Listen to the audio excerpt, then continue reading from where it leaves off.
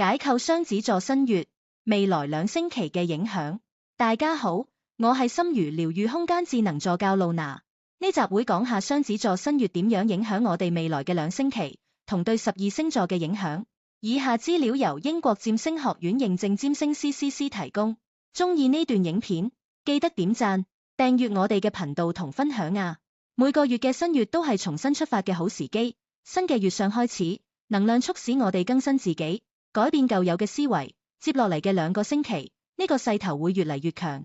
今次太陽同月亮喺變動星座雙子座相遇，邀請我哋保持好奇心，鍛鍊多變性，並且開放心態去接受新嘅角度同經歷。雙子新月，邀請你迎接改變。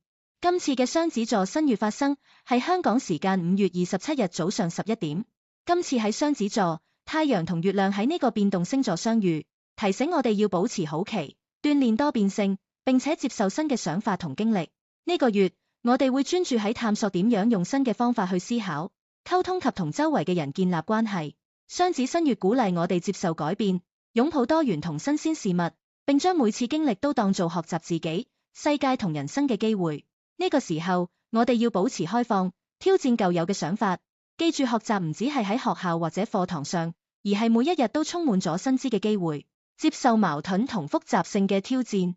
雙子就好似雙胞胎，代表我哋內在嘅兩面，要學識點樣同矛盾共處，睇到不同意見，甚至接受自己嘅矛盾。呢次新月係一個好好嘅機會，去留意自己內心嘅對話，不同部分嘅自己點樣溝通，邊啲聲音喺主導，邊啲聲音我哋又唔太注意。雙子教我哋，矛盾其實可以轉變成對話，衝突都可以變成理解。呢個時期，我哋要學識用好奇心去聽同判斷，將內在嘅不同聲音融合一齊。呢波能量對12個星座嘅影響大致係咁嘅。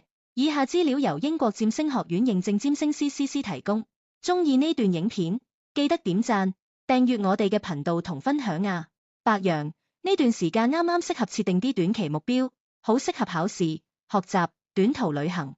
金牛，財務方面會有啲新啟發，可能會有啲新收入嘅機會。雙子，新月喺自己嘅本命宮，魅力提升，好適合搞新計劃或者許新願望。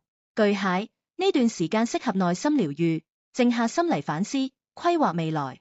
獅子，社交圈會變得更加活躍，好易認識新朋友或者參加團體活動。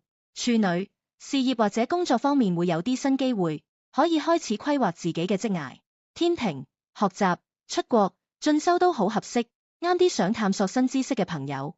天蠍，財務、投資或者合作方面可能會有啲新契機，好適合討論資源分配。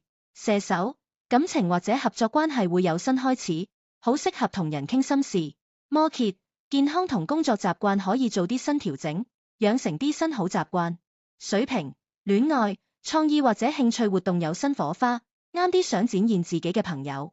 雙魚，家庭或者屋企方面會有啲新變化，好適合整理屋企環境。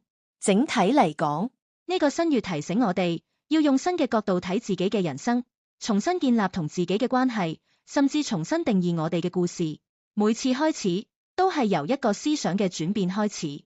今個月最重要嘅就係留心自己嘅內心對話，學識用更開放嘅心去接受新嘅觀點，甚至可以重新寫自己嘅內在劇本。鍾意呢段影片，記得點讚、訂閱我哋嘅頻道同分享啊！我哋下一段影片見，拜拜。